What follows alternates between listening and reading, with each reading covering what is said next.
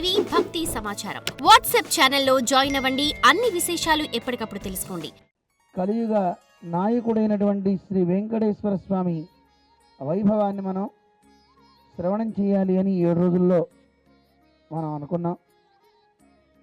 మొట్టమొదటి రోజు నిన్న మనకి భాగవతమే సరిపోయింది. ఈ రోజు నుంచి ఉన్న రోజుల్లో శ్రీ వెంకటాచల మహాత్మ్యాన్ని మనం తెలుసుకునే ప్రయత్నం చేద్దాం.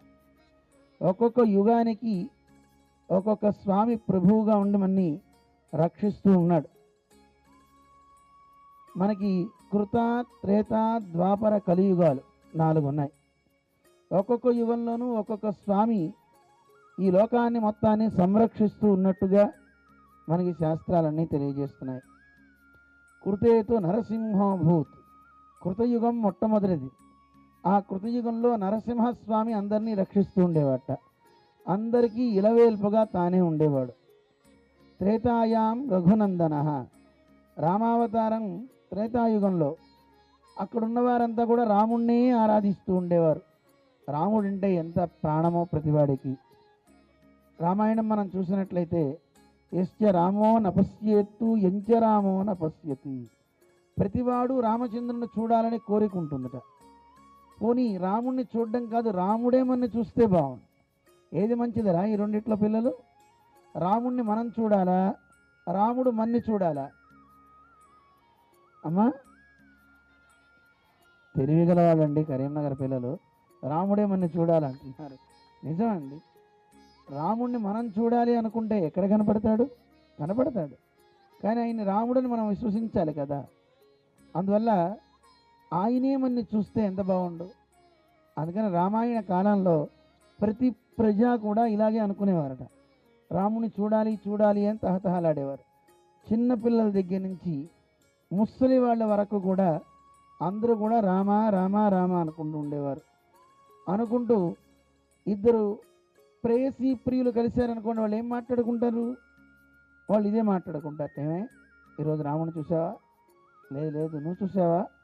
ఇలా రాముడిలో ఉన్నటువంటి కళ్యాణ గుణాలని ముచ్చరించుకుంటారు తప్ప వేరు వాళ్ళకి కాలక్షేపం లేదట.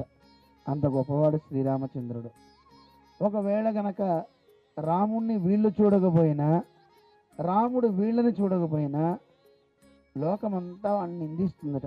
అరే వీడు రాముడిని చూడలేదురా, ఎందుకు వీడి బ్రతుకు అనుకునేవారట. ఓ విచిత్రం ఏంటంటే రామాయణ కాలంలో రాముడు అరణ్యవాసాలకి వెళ్ళాడు. ఎన్ని సంవత్సరాలు వెళ్ళాడు అరణ్యాలకి? అబ్బో మీకు బాగా తెలుసరా పిల్లలు, 14 సంవత్సరాలు. ఆ 14 సంవత్సరాలు అరణ్యవాసానికి వెళ్ళినప్పుడు ఎవరు పుట్టారో ఆ పుట్టిన వాళ్ళని చూసి రాజ్యంలో ఉన్న వాళ్ళంతా తిట్టుకున్నారట. చిచ్చి వీడు రాముడు లేనప్పుడు పుట్టాడు, రాముడిని వీడు చూడలేదు, రాముడు కూడా వీడిని చూడలేదు, అయ్యయ్యో దౌర్భాగ్యుడు, దురదృష్టవంతుడు అని అందరూ అనుకున్నారట. ఎందుకు? రాముడంటే ఎవరు? ఒక మంచి నాయకుడు, మంచి వ్యక్తి, మంచి పరిపాలకుడు, అలాంటి సాక్షాత్తు మహావిష్ణువు కదా ఆయన. అలాంటి ఆయన చూస్తే మంచిది కదా. అలాంటి వారి చూపు పడింది అనుకోండి, మన రేఖలన్నీ మారిపోతాయి. మంచి వాళ్ళ దృష్టి ఎప్పుడు మన మీద పడాలి. పడాలా వద్దా? అందరూ మనని చూడాలనుకోవాలి, మంచి వాళ్ళు మనని చూడాలి. కానీ ప్రతి వాళ్ళు అనుకుంటారు నేను వేసుకున్న డ్రెస్ చూసి నన్ను అందరూ మెచ్చుకోవాలి, నేను బాగా మేకప్ వేసుకోవాలి అనుకుంటారు. కానీ మంచి వాళ్ళ చూపు ఎప్పుడు పడుతుంది మన మీద? మనం వేసిన డ్రెస్ వల్ల, మనం వేసినటువంటి వేషాల వల్ల కలగదు. మంచి సత్ప్రవర్తన మనలో ఉందనుకోండి, మంచి వాళ్ళు చూస్తారు. ఇప్పుడు చూడండి పిల్లలు, మీరందరూ వెంకటేశ్వర స్వామి గుడికి వచ్చారా లేదా? వచ్చిన మీ అందరినీ ఇంతమంది పెద్దలు చూస్తున్నారా లేదా? వేద పండితులు ఇక్కడ ఉన్నారు, మహాభక్తులు ఇక్కడ ఉన్నారు. వీళ్ళందరూ ఇందాక కారు దిగ్గానే మా వాళ్ళంతా చెప్తున్నారు, మా ఊరి పిల్లలు వచ్చారండి, మా పిల్లలు వచ్చారండి అని చెప్తున్నారు. ఎంత ఆనందమో వాళ్ళకి. మంచి మాట వినడం చాలా మంచిదండి. మంచి మాటలు ఎన్ని ప్రోగు చేసుకుంటే అంత మనం గొప్పవాళ్ళం అవుతామా కదా పిల్లలు? మీరు రోజు వస్తారో రారో నాకు తెలియదు, కానీ ఈరోజు దొరికారు కనుక మీకు అందరికీ మంచి మాట చెప్పమంటారా? మంచి మాట. రామచంద్రుడు చాలా గొప్పవాడు. ఎందుకు అయ్యాడంత గొప్పవాడు? రాముడిలో మంచి మాట ఉందా లేదా? మంచి మాట అంటే ఏమిటో తెలుసునా? మంచి మాట అంటే ఎవరు చెప్తారు పిల్లలు? చెప్పండి.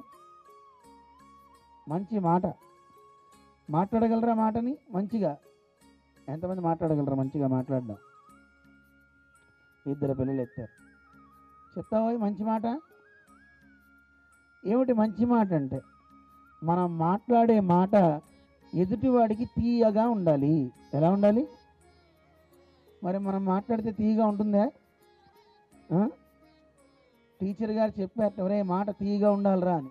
వెంటనే టీచర్ అని చేయి చాచట. ఏమిటి అని అడిగింది ఆవిడ. చాక్లెట్ ఇవ్వండి టీచర్ అన్నట్ట. చాక్లెట్ ఎందుకు రా, నోట్లో పెట్టుకుంటే తీయగా ఉంటుంది కదా, అప్పుడు మాట్లాడతా అన్నట్ట. అప్పుడు టీచర్ చెప్పింది, ఒరే చాక్లెట్లో కలాకండో తింటే నోట్లో పెట్టుకుని మాట్లాడితే నోరు తీయగా ఉంటుంది తప్ప మాట తీయగా ఉంటుందా? మాట తీయగా ఉండడం అంటే నువ్వు మాట్లాడే మాట ఎదుటి వ్యక్తికి కష్టాన్ని తేకుండా ఉండాలి కదా, ఎవరికి కూడా ఇబ్బందులు కలిగించకూడదు. అలా తీయగా మాట్లాడమన్నారు కదా అని అబద్ధాలు ఆడకూడదు. చూసారా ఎంత మనకి నియమమో శాస్త్రం చెప్తుందో? సత్యం బ్రూయాత్, సత్యం మాట్లాడు. కానీ అది ఎలా ఉండాలి? మాట్లాడే మాట ప్రియం బ్రూయాత్, తీయగా ఉండాలి. అలా అని తీయగా ఉండాలి కదా అన్నారని అబద్ధాలు చెప్పకు. ప్రియంచ నానృతం బ్రూయాత్, మాట్లాడమన్నారు కదా తీయగా అని అబద్ధాలు ఆడకు. మంచి మాట్లాడు. మంచి మాట్లాడడం వల్ల ఎంత గొప్పతనమో తెలుసా అండి?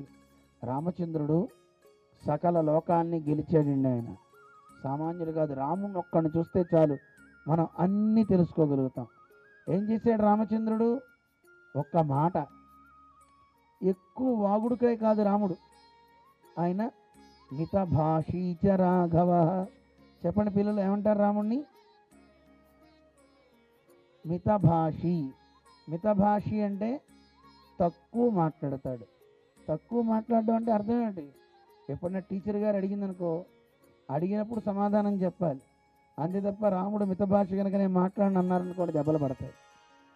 ఎక్కడ ఏమడుగుతారో, ఎక్కడ ఏ సందర్భమో ఆ సందర్భాన్ని బట్టి మాట్లాడాలి. అలా మాట్లాడే మాటలో ఎక్కడ కూడా అతి ఎక్కువ లేకుండా ఉండాలి. మితంగా మాట్లాడాలి.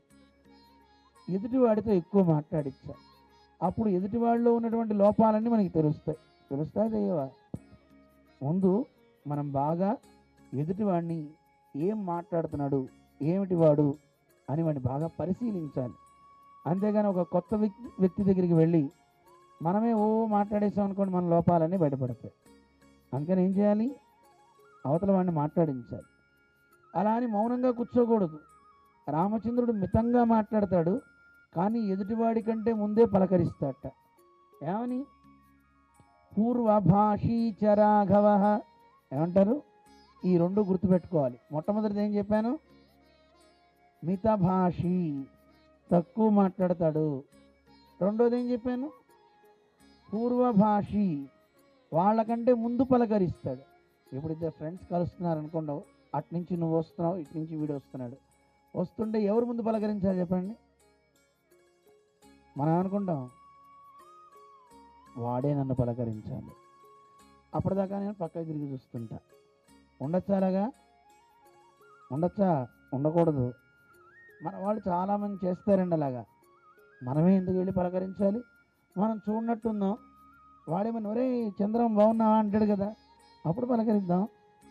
అలా చేయకూడదు. రామచంద్రుడు ముందే పలకరిస్తాట, ఏమోయ్ బాగున్నావా అని. అయితే అలా పలకరించేటప్పుడు కూడా సీరియస్గా ఉండకూడదు. రాముడు ముందు మాట్లాడినా స్మితభాషి అంటారు. ఏమంటారు? స్మితభాషి. స్మితం అంటే నవ్వుతూ మాట్లాడడం, నవ్వుతూ ఎదుటివాడిని పలకరించడం. అలా అని వెకిలి నవ్వకూడదు. నవ్వచ్చా? మీ ఫ్రెండ్ కనపడ్డాను బాగున్నారా అన్నాం అనుకోండి, ఏమంటాడు? ఏదో వెక్కిరిస్తున్నాడు నన్ను వీడు అనుకుంటారు. అందుకని అలా చేయకూడదు. నవ్వుతూ బాగున్నారా అనాలి. ఏమనాలి చెప్పండి పిల్లలు? అలా నవ్వుతూ పలకరించాలి ఎదుటివాడి కంటే ముందే. అలా మాట్లాడితే ప్రతివాడు చాలా గొప్పవాడు అవుతాడండి. మితభాషి, పూర్వభాషి, స్మిత పూర్వభాషి. చెప్పండి ఒకసారి. మితభాషి. రోడ్ మీకు వచ్చేసింది. మరి మనం తయారవుదాం అలాగా. ఇలా మాట్లాడితే వాడందరూ రాముడే అవుతారండి. ఈ గుణం కావాలండి. అందుకే రాముడిని చదవండి, రామాయణం చదవండి అంటారు. రాముడి గురించి తెలుసుకుంటే మనం కూడా గొప్ప వ్యక్తులం కాగలుగుతాం. ఏం చేశాడో తెలుసా అండి రామచంద్రుడు? గురు శుశ్రూషయా విద్య, గురువు దగ్గర శుశ్రూష చేసి విద్య మొత్తం నేర్చేసుకున్నట్ట. ఏం నేర్చుకున్నాడు? విద్య. శుశ్రూష అంటే ఏమిటి అర్థం? 2 అర్థాలు ఉన్నాయి. శుశ్రూష అంటే సేవ చేయడం, శ్రోతుమిచ్చు శుశ్రూష బాగా వినాలనే కోరికతో ఉండడం. మీకు కూడా వినాలని ఉంది, ఇందాక చూసా. వచ్చినప్పుడు పిల్లలందరూ ఉన్నారు, మనకెందుకు లేని వెళ్ళిపోయారు. మళ్ళీ వచ్చారు, చక్కగా కూర్చున్నారు. శ్రద్ధాళువులే మీరందరూ, గొప్పవాళ్లే. వినాలని కోరుకుందా లేదా? గుడ్, మంచివాళ్ళు. వినాలనే కోరిక ఉంటే వాడు కూడా గొప్పవాడు అవుతాడు. For more videos like this, subscribe Big TV channel.